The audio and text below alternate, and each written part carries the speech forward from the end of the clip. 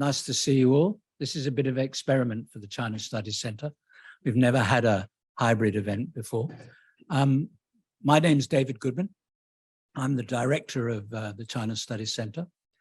Before we start, I'd like to acknowledge the traditional owners of the land on which the university is based, the Gadigal people of the Eora Nation, and pay respect to their elders and their traditions, past, present, and emerging. It's a great pleasure today to have two very famous guests. The main speaker, John Fitzgerald, who will join us in a minute and will introduce his new book. And from the Lowy Institute, the equally as famous Richard McGregor. So without further ado, over to Richard to introduce the speaker, excuse me. Oh, one thing before I go, I forget, excuse me. Those of you who are online, if you wish to ask questions, please use the Q&A facility in Zoom. Those of you in the room don't need to do that. You can raise your hand. Thank you very much, David. Thanks. Let me get this into position. It's a little chaotic as a so-called hybrid event. Yes, well, we're here today to talk about John's big and I think very challenging book, Cadre Country. John's a graduate of this university, a PhD, the author of numerous books, the former head of the Ford Foundation in Beijing. Was that an NGO? I was thinking about that when... International NGO. International NGO, but not in China. More recently, he's been at the Swinburne Institute of Technology and a commentator on and an advisor on Australia-China relations and an advisor in some capacities to the government on that. Now, the title, when I first saw it, had a bit of a, to me, initially a country and western feel. If you look at the cover, it's Little Pink meets country and western, but of course, that doesn't do it credit. The book is a clinical dissection of how the Chinese Communist Party works. It's management of language, history, hierarchies, all in the service of reinforcing its unassailable position as the sole political force in China. And in the process, the party's kind of collapsed the categories between China and the party. If you love China, you've got to love the party. So John, I hope I've summarized that accurately, but I wanted to start you off. Tell us, what were you trying to achieve with this book? Why write it? Because obviously it's the distillation of a lifetime's learning and thought. Thanks, Richard, and thanks to Sydney University for hosting this event. And thanks to everyone for taking time out of your busy days to come along and talk about some of the issues raised in the book. I guess if I have a story to tell, it's that China is becoming a nation of its own management class. That's the underlying idea. And the title, Cadre Nation, or Cadre Country, is meant to capture that. It does draw on my own research and observations over the years, that's true, but far more importantly, on the work of others. And I'm thinking of many other disciplines in which I'm no expert. This is in political economy, political science, in sociology, in civil society studies, in language studies, and so on. And some of that, of course, well, this university is the center of that kind of study, social science, governance, and economic study of China. And it's an honor and privilege to be here to talk about some of these issues with the experts drawn on. It's not just though the disciplines I wanted to introduce, the very different ways of approaching China and what's happening there through the research that published. I wanted to call out, or rather, to highlight some of the fantastic research and publication and argumentation that's happening in China around these issues. And so I draw pretty well in every chapter on some major writings by Chinese scholars and researchers in the academies and the universities and the think tanks, sometimes supporting the government, sometimes not, but trying to reveal a sort of complex and ongoing engaged debate within China on some of these core issues. But I also particularly wanted to highlight the research that Australian researchers, including Chinese Australian researchers, have been doing over the years, because I don't think they're given the credit they deserve. There's been an argument in this country now for some years that Australia has insufficient capability or capacity in China studies to manage the relationship, but that's just patently wrong. And I think in our universities, in our think tanks, and to some degree in government, we have a broad range of expertise that's more than capable of thinking through some of the complex and critical issues that are raised by the rise of China in our region. And so I do draw on and very specifically identify key Australian researchers who are working in the fields I draw on.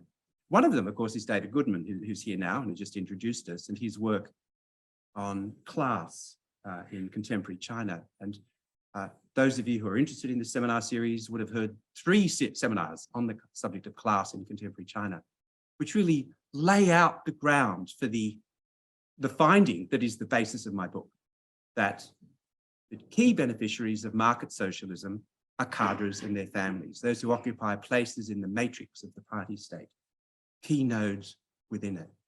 Now, that's a finding of the research of David and his colleagues. For me, that's a starting point. I mean, let's say that's the case. That's now well established. What does this mean for China? What does it mean for the people who aren't part of that party state, the 提之外的人, the outsiders, as I call them, to use a colloquial expression in China? What does it mean for them? What does it mean for China as a polity? What does it mean for China as a nation? What does it mean for Chinese nationalism? And what does it mean for China's relations with the rest of the world?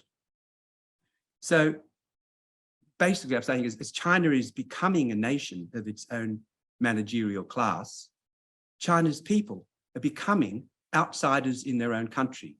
Now, that's a fairly bold claim, and many people in China might wish to contest it, and I'm happy to argue the case. But the book sets out through a number of different approaches to explain how and why this is the case and why it matters. But I also make the case that China is a dynamic country and that what's happening now isn't what was happening 10 or 20 or 30 years ago.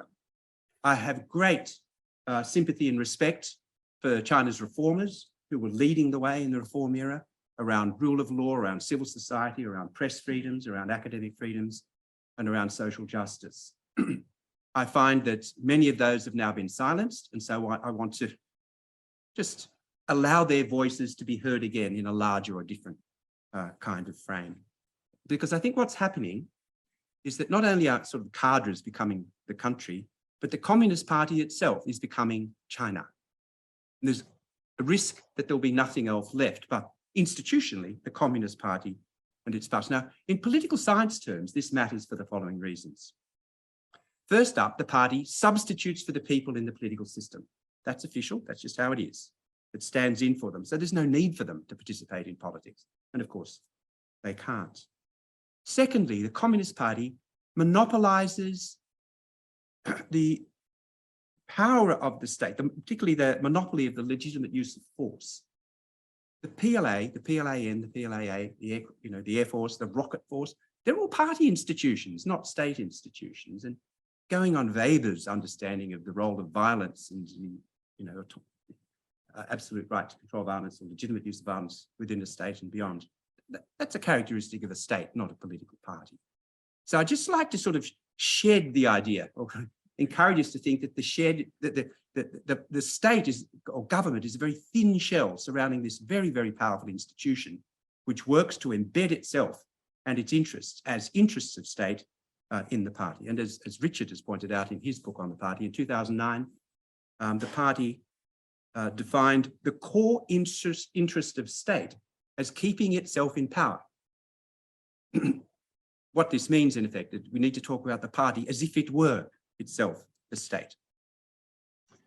When it comes to what this means for sovereignty or for nationalism, I spend a number of chapters on that, but I just like to point out, sometimes thinking about contemporary China, I like to think of sovereignty not as something that's shared in China among the common people, but it's like a crystalline shard of some sort of radioactive element that's held in Zhongnanhai. The party understands this is China's sovereignty. It needs to protect it. It holds it, and it will not share it with others for fear that China's sovereignty will in some sense be compromised. This is not a fear of foreigners. It's a fear of ordinary people. And I try to lay that out fairly systematically across a number of different dimensions: the economic, the law, civil society, and territorial government. And I have the greatest respect for China as a state and as a country. I hope I have managed to demonstrate that respect in the course of the argument. But I think what's happening in this dynamic country is that the party is swallowing the country whole. We need to know that. if we're to deal with China effectively. So you mentioned there, one of the big ideas running through the book, the insiders and outsiders idea. Just expand on that a little bit.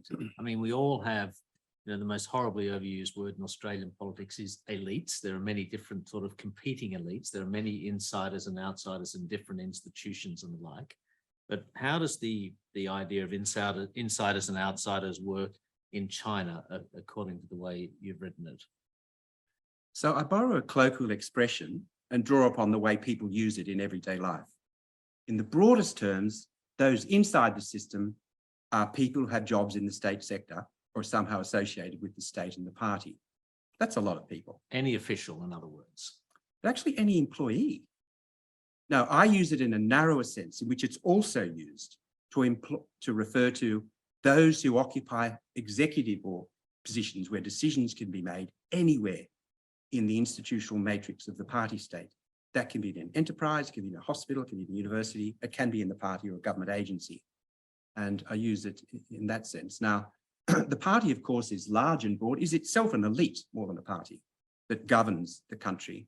And it's open to membership of every class and gender, and its overall sort of representational mix is pretty close to the broad demographics of China. But there are 90 million party members. Are they all an elite, or are we talking about the sort of nomenclatura? Right, so it's graded. That's correct. My point though here is that much as it's open to all comers, once one enters into it, one enters into a system which does not allow outsiders in, if you see what I mean. There's a threshold for entry. Once you're in that, you're into the system. Into the party part of the system at any rate, and your family and friends will benefit from that in all sorts of ways.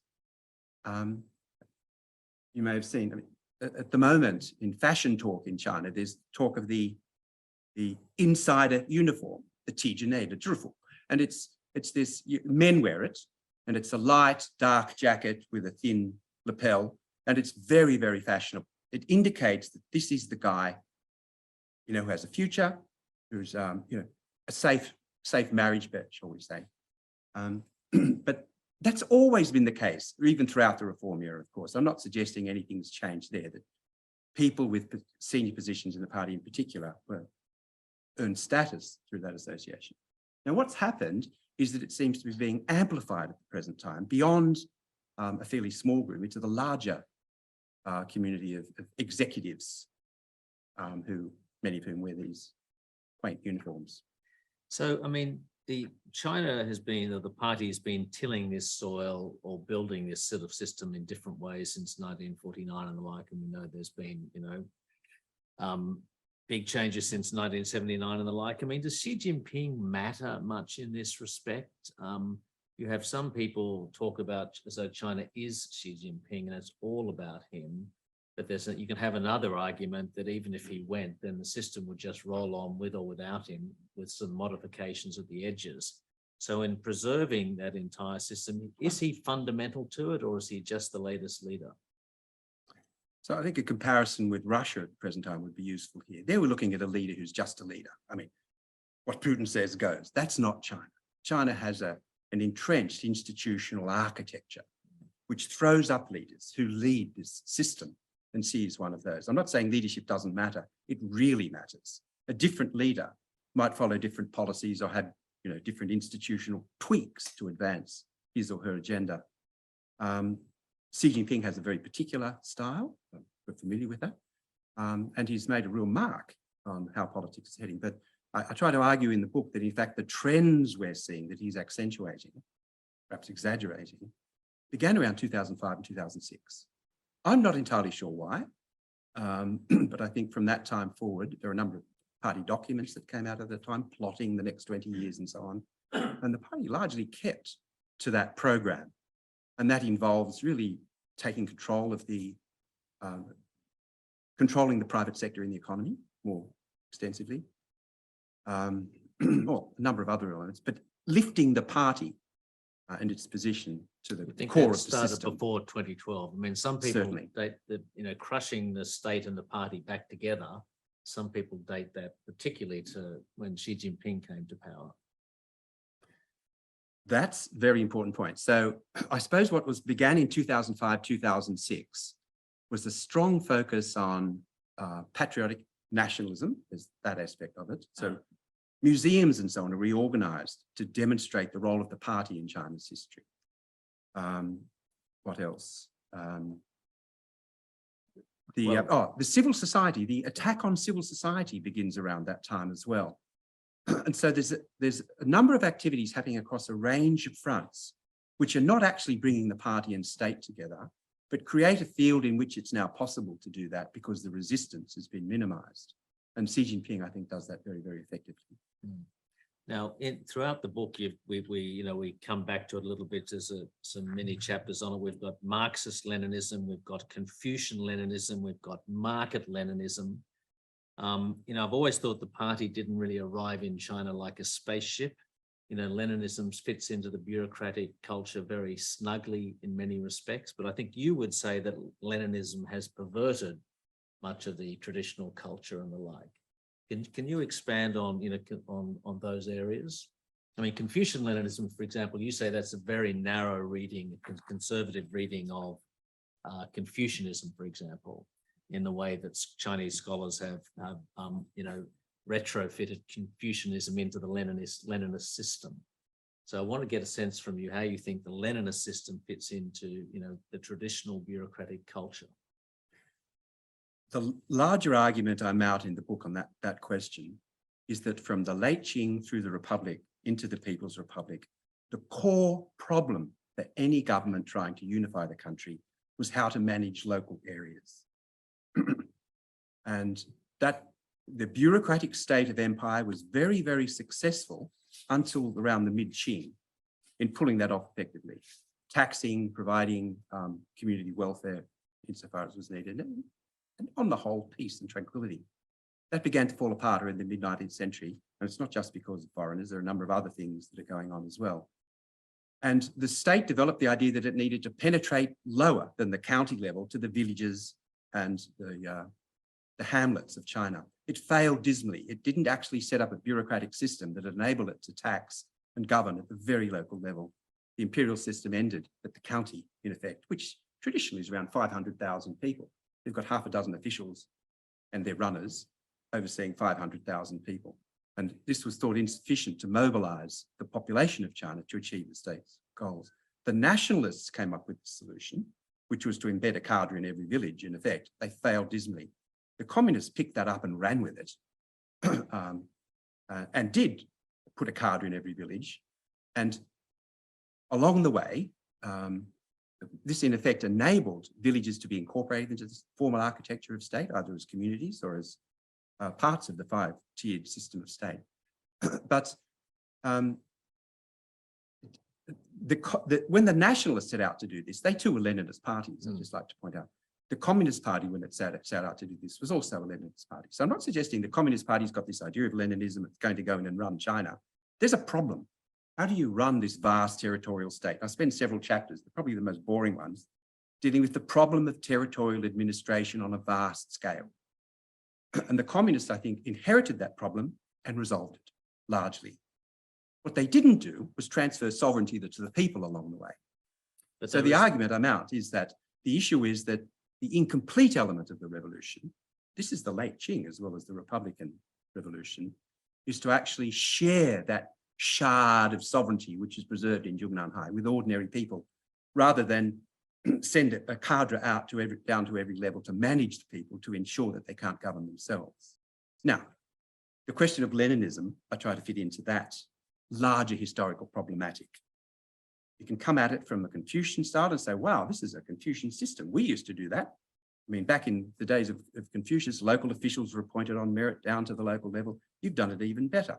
If you're a Leninist, you can say, wow, that's precisely what Lenin had in mind, with a top-down hierarchical system of vanguard leadership and so on. So there is a coming together of the two systems of thought. But my suggestion is it's not an intellectual problem alone. It's a very real management problem. How to govern a vast territorial state with a very large population, very wealthy, capable, and some would say individualistic set of communities. So they solved it then by simply having a more intense, a greater presence at every level of government. In other words, they just they didn't just send one cadre down as the KMT did. They sent lots and systematized it. Is that it? Well, for the KMT was never capable of generating enough cadres to do the job. I mean, we have to think, in China, one of the wonderful apparatus the party set up is the party school system. You know, it can train millions of cadres each year. You need, I mean, in the late Qing, one of the Confucian officials concerned to reform, or Confucian advisors concerned to reform system said, well, we couldn't manage the country like that. You'd need 20 million officials. The communists said, yes, you do need 20 million officials. We've got them. Here they are. We train them through the schools and so on. Now, in 49 and 59, Communist Party didn't have that level. It had former Revolutionary Guards and soldiers it could send down to the countryside, but they weren't actually trained in the sort of Leninist mold. The Cultural Revolution, in a way, and I hope not to misrepresent it here, but it's very much a changing of the cadre system. Mao trained the cadres in the streets. It was a training exercise because at that time there weren't the party schools, you might say. Rather different form of a training exercise. Yeah. But he thought of it as a school. Remember, that whole Cultural Revolution thing was an education lecture. It was all about schooling, schools, students, cadres. They're all part of the same thing. And it struck me, it is something to do with training. Large offsite team bonding exercise that someone enjoyed.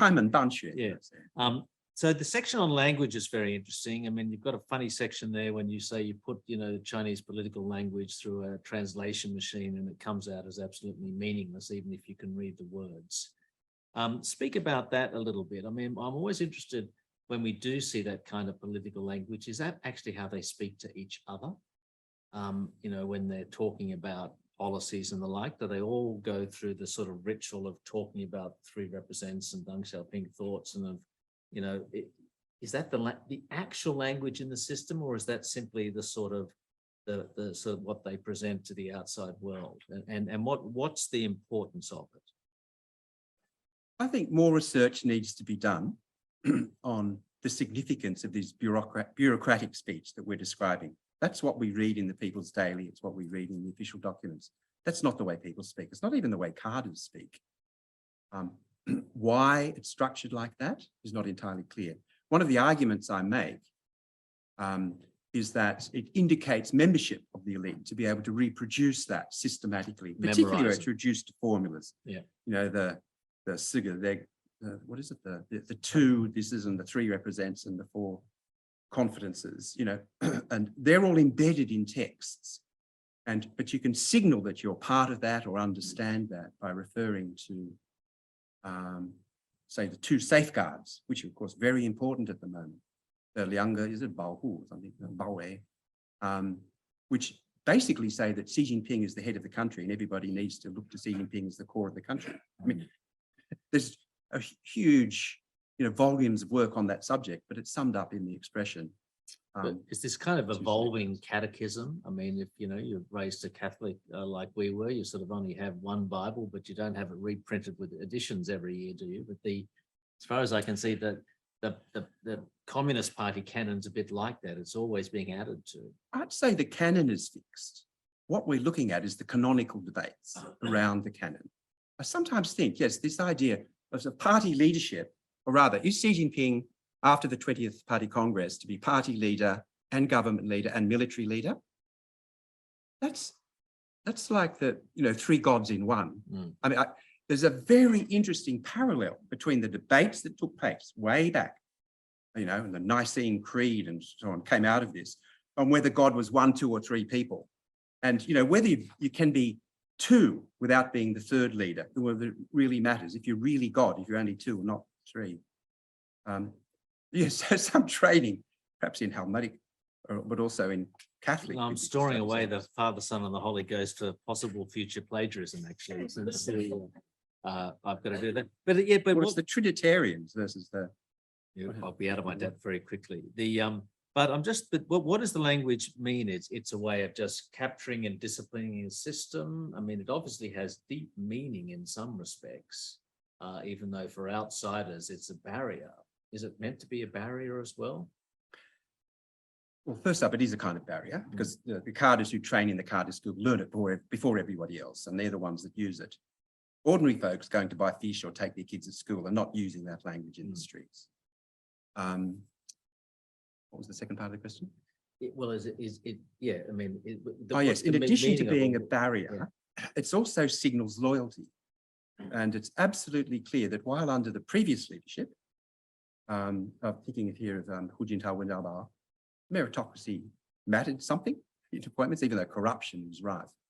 In eliminating corruption effectively from cadre appointments, Xi Jinping has demoted meritocracy and elevated loyalty. That's very clear in all of his speeches. So the chief characteristic of a cadre, of the 20 million or whatever he wants to mobilize at anyone, is their loyalty to him.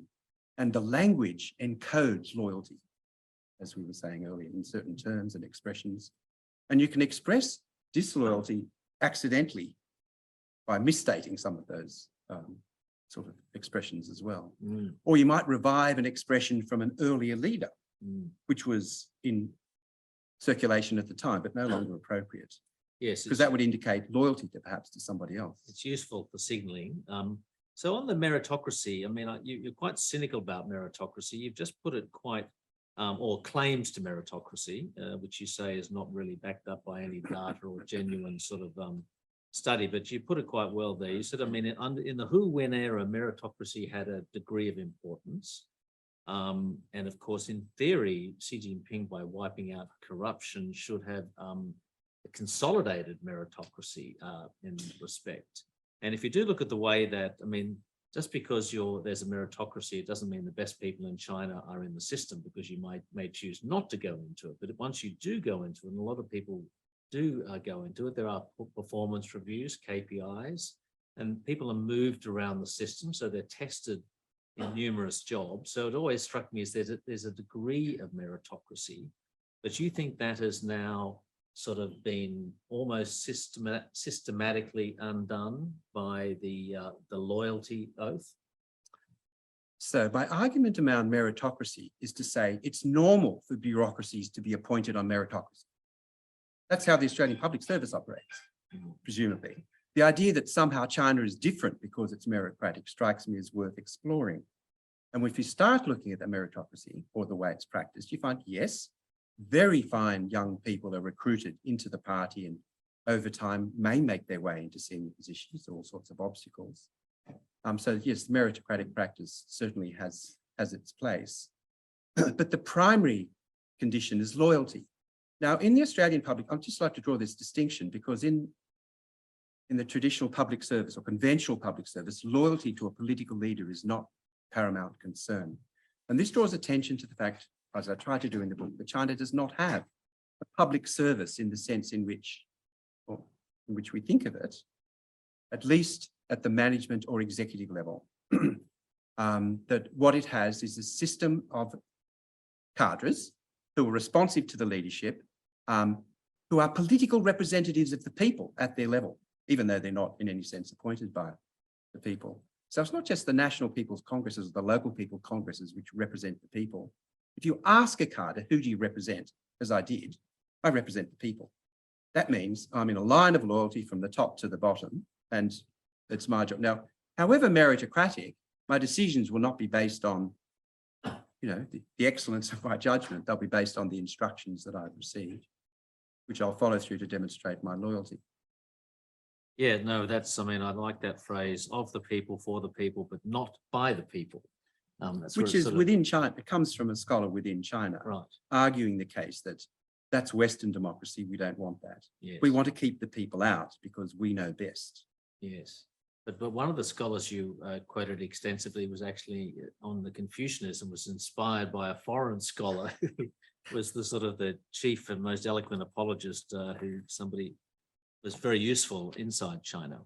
And one of the questions you have at the end of one of the chapters is, can China achieve common prosperity and civic equality while still preserving the privileged position of the party and cadres? Did you come to an answer in your mind in that? That's a question I put out there because that's the language of the current government in China. China wishes to achieve. Because they want common all of that, prosperity. right? And their common prosperity, even though that's still being defined and worked through the system and the like. I mean, in fact, the privileged cadres are meant to deliver that. While retaining their privileges. Yes. Yes, so I guess I'm just putting on the table. That is a political question. In fact, it's a bit polemical, really. What am I doing? Asking Chinese leadership whether they can achieve their own goals if they fail to address the inequality embedded in the cadre system. But that is the question I end with and I put out there. It's not just me that's asked that question. Through the 50s and 60s, others did. You might recall in the Cultural Revolution, there's a very famous case of a young man who was executed for asking why it is that cadres enjoy benefits that ordinary people do not. It's a lively question in China. And so in a way, it behoves me to put it out there because I think if I were in a position to ask some old friends and colleagues in China, they might ask me to do so. The one thing that has changed, I mean, as you say, cadres are more privileged. They're not necessarily richer than ordinary people these days. Is there any tension there at all? I mean, I don't know whether we talk about the crackdown on the private sector, but you know, you present the cadres as this special caste, and you know, they can, you know, a lot of them obviously do make out like bandits from their position, and that's why their positions are bought and sold and the like. But having said that, you know, they must look at a lot of private entrepreneurs and think, gee, I wish I could make all that sort of money. It's like some Australian politicians who say, oh, well, I can retire and I could make a ton of money in the private sector. Maybe they could, maybe they couldn't. But they're no longer necessarily the most comfortable people in the society. That's quite right. I mean, the position of cadre has always been a highly risky one. The benefits come with risks. And those who enter into that world know what the risks are. They're very, very high. You know, if you were being corrupt during the Hu-Wen era and you got your comeuppance under Xi Jinping, and you know, over 2 million did, that's the cost of the privilege that you earlier enjoyed, or your abuse of that privilege. And that's always been the case, that being a cadre is a risky business. It's highly factionalized, and your faction may or may not come out on top. And if it does, That's happened to a lot of people. It has in the indeed. last 10 years. Yeah. Then there's the question of private wealth. And I think as the, you know, political economists have shown, David Goodman among them, I mean, much of that private wealth outside the party is generated by people who are in the party or in the state system. So there might be some jealousy, but those who are keen to do it, jump into the sea, as they say. There'll be a warm welcome from anyone out of the party cadre system who can facilitate businesses in securing contracts or removing regulation or getting around regulation through their contracts, through their connections to the cadre system. On top of the privileges for the ordinary official or cadre, then there's the supposed red nobility. It's an extra level of privilege or, you know, untouchableness, if that's a word. There was a good quote, I'm sure many of you who are China experts would know this, but I hadn't heard it before. You know, being red means born to rule. And there's a mantra which goes like this: father's a hero, son's a good soul. Father's reactionary, son's an asshole. That's my translation. Yes. It's a bit crude. Well, it was very good because you got the rhyming in there. So that was the point of it. So where do we sit? You know, in theory, you know, Xi is flattening the party in some respects. He's both, you know, the supreme sort of member of the sort of red ruling class, but at the same time seems to be destroying all privilege attached to many people around him. So where does that, you know, and you get some people, oh, well, China's run by 100 families in Beijing, 80 families in Beijing, 20 families in Beijing, take your pick. Where does that fit into the sort of the ruling caste class that you lay out in the book? So in the book, I do come down on the side of the argument that if you are one of the top families, that certain privilege will flow to you that don't fall to cadres below you, that you have an additional privileged position. And I make that claim on the basis of arguments within Chinese sources, you know, Chen Yun saying this and his son securing that position. And the idea that, what is it? If we don't appoint our own offspring to be our successors, we shall be digging our own grave. There's a whole history of this, and people repeat it in various contexts in a slightly different way. the argument there is, if you are, the argument is mounted by those who led the revolution and their successors, that unless they appoint people from within their own families and networks, the whole enterprise is at risk. Now that, as I argue in the book, runs completely counter to the rational bureaucratic operation of a cadre system, which requires that there be no familial recognition, no recognition of local or familial or old school attachments in a cadre's loyal performance of duties. So that I argue that in fact there's a very critical distinction there between the two. The logic of one doesn't operate in the other. That's important to note. I'm not quite sure what to make of it. But I do come down on the side that that is the case, shall we say, and reference it. I mean, what about somebody like Xi Jinping, for example? I mean, as we know, the general view of the Communist Party is their right to rule, is the verdict of history. I think you used another word, but the verdict of history. And they're busily rewriting and reinforcing the history and the like. Do you think Xi thinks himself as an agent of history, a special agent of history in that respect, as somebody whose father was a revolutionary? So as a historian, there's a hell of a lot of history in there, and I hope it's not overwhelming. But the argument is that I mount is not that Xi himself sees himself as having a special historical role. He may. I don't explore that closely. Rather, that history and control of history is critically important for maintaining this system because it's put in place. It rules as a verdict of history. Now, Tsai Xia has a way of putting that. She was the right of conquest, basically. You rule by right of conquest, and that continues to be the case, she argues, within a small elite within the party. My argument, I suppose, is more broadly, the party can't allow people to explore history closely, not too closely, because they'll discover feet of clay. And an authoritarian system needs, in a sense, an invincible front.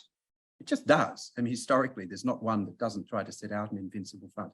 And part of that invincible front is an historical one, which says, this is what happened. It's clear as crystal. Nothing else will be accepted on this topic. There's a lot of people in China who don't accept that, but that's the party's position. Yes, that was an amazing distinction I hadn't read before by one of the chief ideologues, or theorists as they're called, between, if I get this right, historical time and political time. So we're going to go to questions in a sec. Just explain how, this is about how history is written. Explain the difference between historical time and political time. So one of China's top constitutional thinkers